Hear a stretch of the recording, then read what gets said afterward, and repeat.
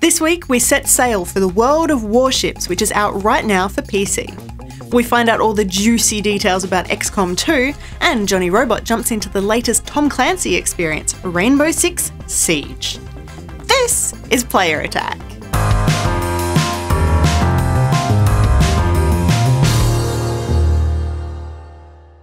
Hi, I'm Jessica Citizen, and this week Microsoft finally told us when we can expect to play our old games on our new consoles. Backwards compatibility is coming to Xbox One from November as part of the Windows 10 powered new Xbox One experience, which also brings with it a new guide and a redesigned user interface. As soon as the update goes live, you will be able to play more than 100 Xbox 360 games on your new console, including the original Borderlands, Mass Effect, Gears of War, and Viva Pinata. Even more games will be added in the coming months, so if your favourite isn't on the list just yet, don't fret. And speaking of older games, Final Fantasy V is headed to PC this month via Steam. It is an updated version of the Game Boy Advance version of the game, with developers promising us control and visual updates while the core gameplay remains happily untouched. And moving on from older games to older consoles, and if you're still playing with an Xbox 360 or a PS3, you're about to miss out on a stack of content in a few games. EA has confirmed that FIFA 16 will be shipping without a few key features, including the Creation Center, custom music and chants, and the match lobbies if you choose to pick the game up on older consoles. Similarly, Rockstar Games has announced that Grand Theft Auto Online will no longer be updated for PS3 or Xbox 360, as the game has finally reached the technical capacity of what the older generation hardware can handle. Moving right along, however, and Nintendo has admitted that it has been quietly working on the next game in the Pikmin series, and Pikmin 4 is very close to completion. Series creator Shigeru Miyamoto actually made the statement in July of this year, but hasn't released any further details since. We don't even know what platform the game will be on. Presumably it'll be on the Wii U, but maybe it'll also appear on Nintendo's new NX. We certainly have no idea about timeframes. One timeframe that has been confirmed this week though is the release date for StarCraft II: Legacy of the Void. We're told this is the final game in the StarCraft saga, and it's set to land on both Mac and PC on November 10 this year. Remember, this one is now completely standalone, so you don't need either Wings of Liberty or Heart of the Swarm to play, and if you are already convinced, you can pre-purchase Legacy of the Void right now to gain access to the Whispers of Oblivion prologue. Fallout 4 is also locked in for a worldwide launch on November 10, and Bethesda has just confirmed a couple of nifty details about the game. Firstly, the German censorship board is notoriously one of the strictest in the world, censoring and modifying games to remove blood, gore, and anything related to Nazis. However, the official word is that Fallout 4 will be released in the territory 100% uncut, meaning that Germany is getting exactly the same version of the game as the rest of the world, with no cuts, no modifications, and no model substitutions. In more good news for fans of the game, the PlayStation 4 version of Fallout 4 will join the Xbox One and PC versions in supporting the modding community, with the game's creation kit launching early next year. In other news, Rock Band 4 will feature even more gender-expressive options when the game launches on October 6. Developer Harmonix has listened to fans and is proud to announce that hairstyles and special clothing unlocks will be available on both the masculine and feminine character bodies in-game. That's not all though. Facial hair options will also be applied to both avatars, meaning you can play as a beautiful lady with a Freddie Mercury moustache and nobody will bat an eyelid.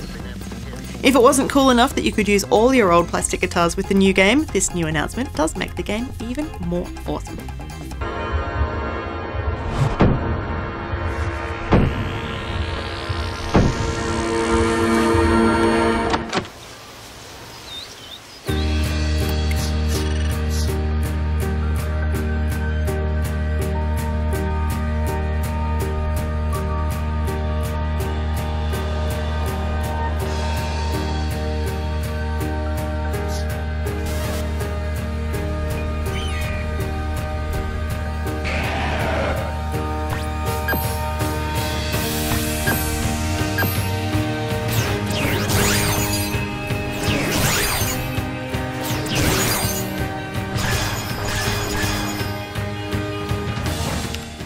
That's our first look at the Pokemon Company's first game for mobile platforms, a joint project with Niantic Labs that will use real-world map data to create a unique augmented reality experience. Niantic is best known as the creators of Ingress, a location-based social game, so it's got the pedigree to make this one something special. Turns out that Pokemon Company CEO Ishihara was really impressed by Ingress, so he decided to work with the studio to create a sort of mashup, and now we have Pokemon Go. So, while you're travelling around the world to catch them all, it might be worth dropping in on Malaysia. Ubisoft is reportedly planning a brand new theme park for Kuala Lumpur, set to open in 2020. It's too early to know exactly what'll be in store, but we are promised rides, shows and other fun stuff inspired by Assassin's Creed, Just Dance and, of course, rabbits. It's a 10,000 square metre undercover attraction, with the studio hoping to immerse people in reactive worlds where they become the heroes of their own life-sized game. Alternatively, you could come visit Australia, where the esports scene is about to get another boost as ESL announces plans to appear at PAX Australia in October. The ESL Arena will host one of the nation's biggest ever esports events, featuring multiple games, each with their own significant prize pool.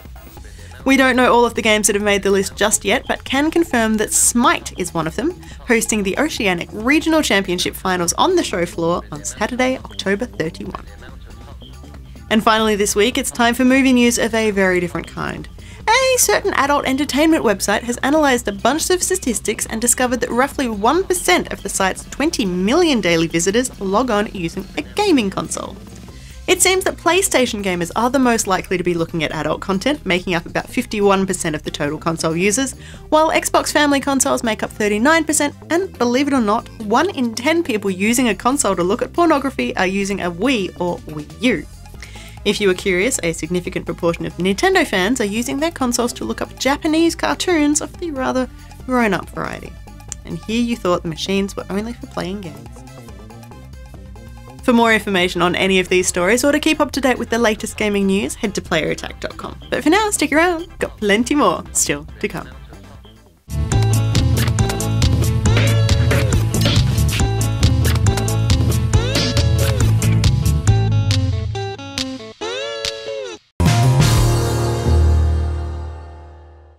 Wargaming has finally smashed a bottle of champagne across the bow of new game World of Warships, launching it into the free-to-play waters. If you've got an interest in military history, like big boats, or simply want to blow things up and make a big splash, then World of Warships is for you. It's been in development for more than 5 years now and in beta testing since late 2014, and Wargaming's Jasper Nicholas tells us that more than a few people have jumped in to check it out.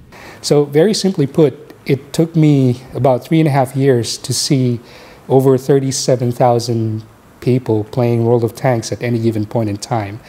And with World of Warships, in a span of a few months, we've seen over 20,000 peak concurrent users. And a lot of Australians, a lot of New Zealanders, a lot of Japanese, a lot of Taiwanese, and a lot of Southeast Asians are playing the game right now. So we have very high hopes, and we have very good expectations that there will be more people that will enjoy. If you've played Wargaming's other big games, World of Tanks and World of Warplanes, you will have a rough idea of what to expect from World of Warships. Matches take place on huge maps, this time obviously all at sea rather than on land. You pick a nation and then your preferred vessel, maybe a cruiser, a destroyer, a battleship or an aircraft carrier, and then you head into battle. The wide variety of stunning maps keeps things visually interesting, while the assortment of game modes means you won't get bored. One of the key things that you need to understand about World of Warships is that you need to pick your battles. If you're playing a cruiser, then you have to make sure that you stay away from the very heavily loaded battleships. And if you're playing an aircraft carrier, you have to think about the larger perspective of the large-scale maps that we have, and use the elements of the map to your advantage when it comes to positioning yourself, and be aware of the position of the team members that you have. But while it might seem like just a game to you, Jasper explains that things do get pretty complicated behind the scenes. Our approach with World of Warships is highly scientific. We engage a lot of user experience testing in different venues with different types of gamers, with different types of demographics. We measure and analyze how people react to the user experience, the design elements of the game, how their pupils dilate when they see cinematic aspects of the game, how they react to some of the strategic factors that they need to overcome when playing the game. So for us, it's been an amazing experience, and we hope that people can appreciate it for what it is.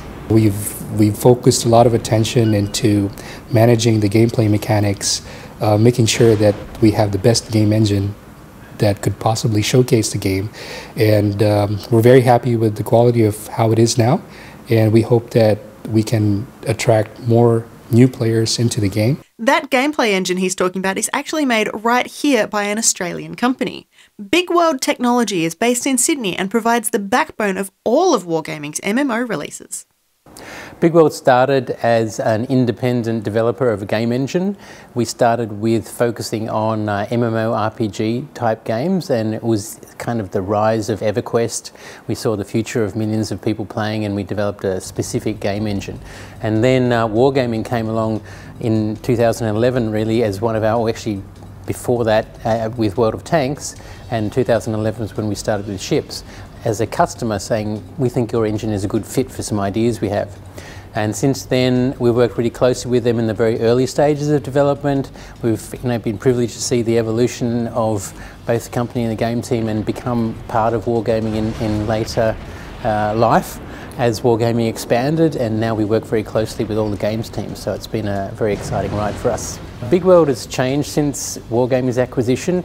We now have Russian lessons, is one of the things. We're working very closely with, particularly with the key development regions of the core games being in the CIS regions, the Russian-speaking regions. So it's been very exciting. We've had lots of trips to Russia and working with those developers on much more closer collaboration to make these games has been very exciting. We have some nice new fancy offices in Ultimo thanks to Wargaming, so it's all been great. Wargaming is one of the most international game developers on the planet, with studios in 10 different countries around the world, including BigWorld in Sydney. It's not surprising then that the team wanted to do something different with World of Warships. While World of Tanks has such a strong European player base, the developers were targeting a new audience this time around. Specifically for Asia and Australia, people have more deeper appreciation of naval battles, and I think that it's a good way to showcase what the things that we've learned in terms of development philosophy with World of Tanks, with World of Warplanes, we have applied heavily into World of Warships. The response has been awesome. I would say for Asia, overall, we were blown away by the rate of appreciation that gamers are showing. Globally, we had very conservative forecasts for the amount of people that would interact with the game. And so far, those forecasts have been blown away. Don't think that just because the game has been released that Wargaming considers this one finished. More nations and more boats are already planned for the game, and we've heard hints about new region-specific maps, including Sydney Harbour, which means you might soon be able to duke it out in some familiar-looking locations. World of Warships is out right now for Windows PC, and it is free to play for as long as you want.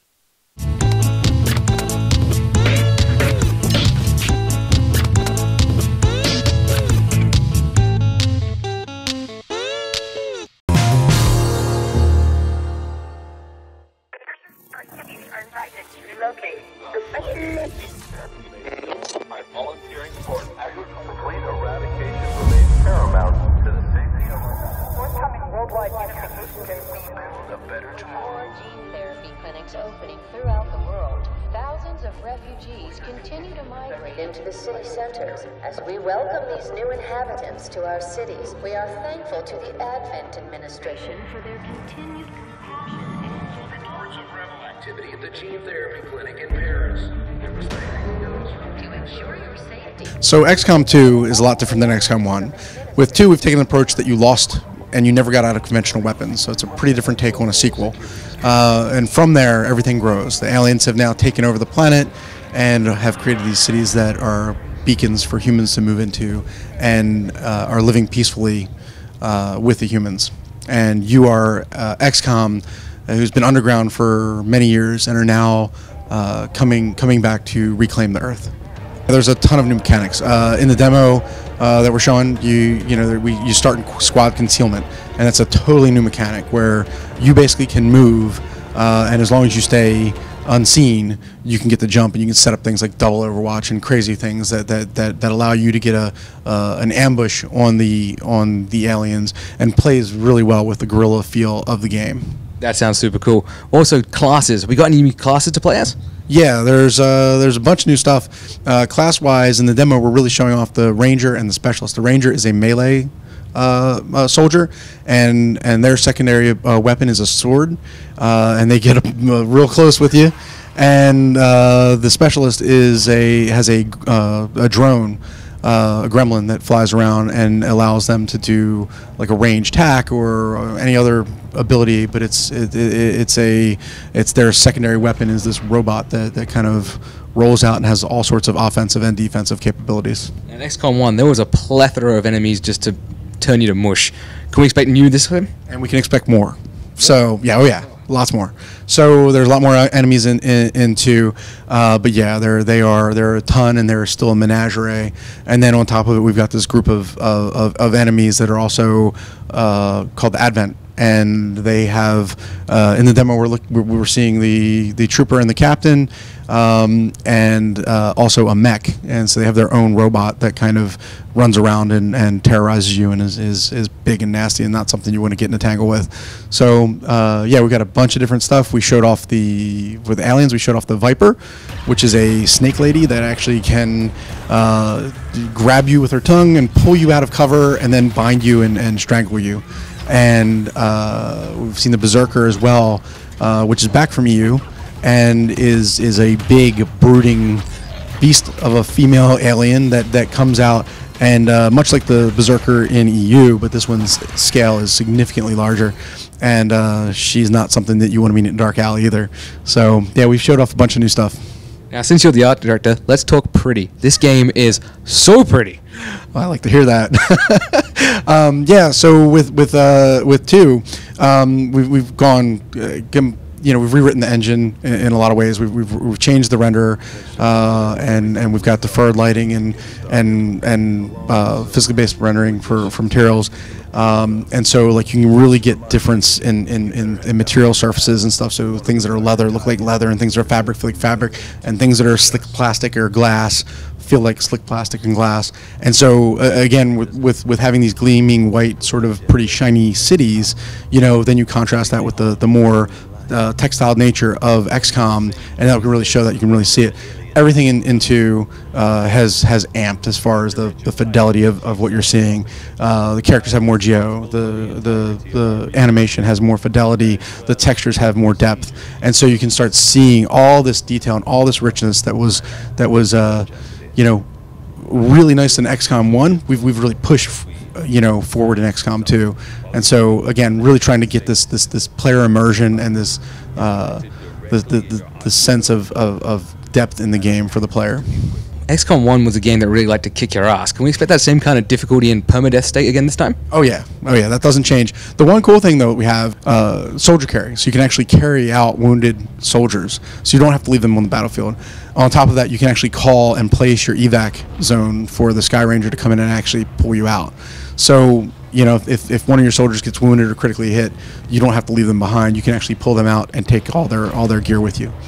That makes it so much more or less anxiety ridden for me, because that was insane. But that's still a choice. That's still a choice. You're going to still have to make a choice as to whether or not you kind of compromise yourself by carrying your comrade out, or whether or not you leave them on the battlefield. So it's definitely a game of choices. One of the other things I really liked was base building. Can we expect that again? Oh, sure. Yeah, there's definitely a lot of base building. We're going to get more into the strategy later as we start talking about the game, but your base now is a flying, reconfigured UFO. And so, you now move around the world, and you're not in one place. And so it's a very different experience. Your ship, the Avenger, is paying homage to the original game, which one of the ships was called the Avenger, and that's where your home is now.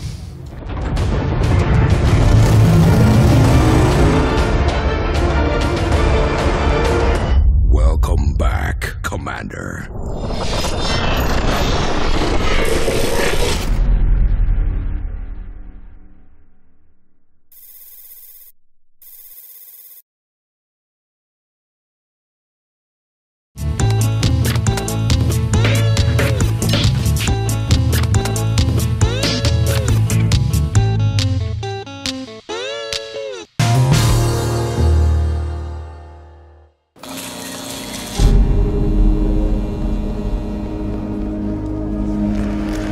called you here today because we face dire circumstances. Our intelligence has confirmed the existence of a new threat that is unlike any we have seen before. This organization has the ability to carry out attacks anywhere in the world. They are highly lethal and indiscriminate of age, religion, or nationality. The potential for loss of human life and psychological terror is substantial and cannot be ignored. They are the very definition of an unknown quantity. I'm Jonny Robot here for Player Attack at E3, and we're with Ubisoft. You better strap on your tactical gear because it is Rainbow Six Siege time. It's been 7 years since the last one, so what can we expect this time round? Alors, ce qu'on a de nouveau en fait aujourd'hui, ce que l'on vraiment ouvre à tout le monde, what's new, what we're opening for everybody, it's Terror Hunt. Before Terror Hunt was a mode that was fully dedicated for hunting terrorists. We were killing AI enemies, but now Terror Hunt is a new chapter, full chapter for our game. It's more than a mode, it's different modes, including the classical mode. This time we'll have 4 different modes in which we're going to play as attackers, defense. We even have an attack and defense mode. Everything's mixed together against one enemy, which we call the White Masks. Tell me more about the Terror Hunt mode. Terror Hunt pour nous c'est notre flagship, c'est notre fer de lance en tout cas pour Terror Hunt for us, this is our flagship. Play against AI, we can work in cooperative mode with different players, 1, 2, and so on, up to 5 players. It's quite a challenge. 3 different levels of difficulty from normal to realistic.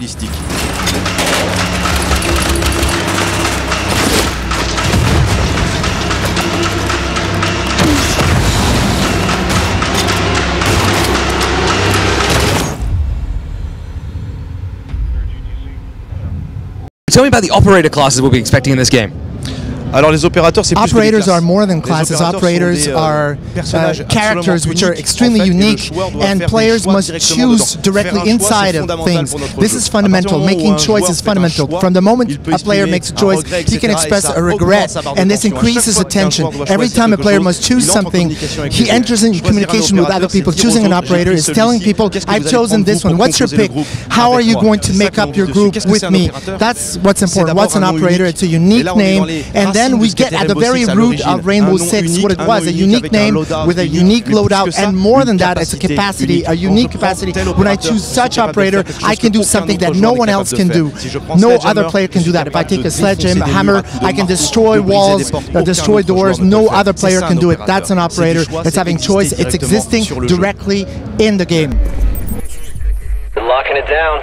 I see him. Yep, 2 barricades on the left. Ready? Go, man, use a sledge.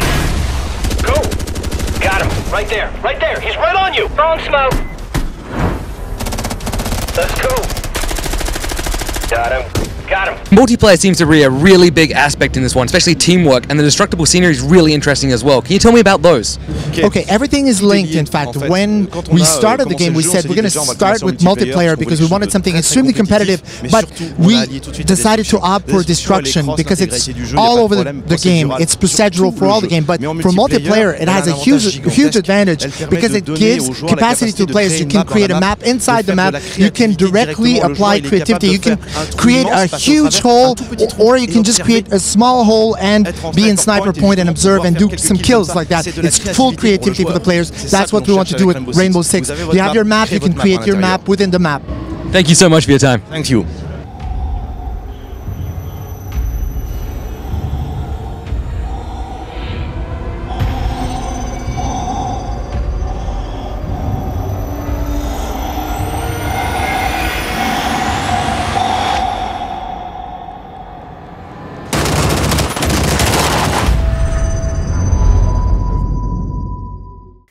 That's about it for this edition of Player Attack. Thanks for watching. Next week, we get a little bit spooked as we play through survival horror experience Until Dawn, while Jonny Robot catches up with Crystal Dynamics to talk Rise of the Tomb Raider, out later this year. In the meantime, you can catch us on playerattack.com. We're on Facebook, YouTube, and Twitter. And if you've got something you want to say, send us an email, mailbox@playerattack.com, or just hop on our forums. Till next week, I'm Jessica Citizen, and this is Player Attack.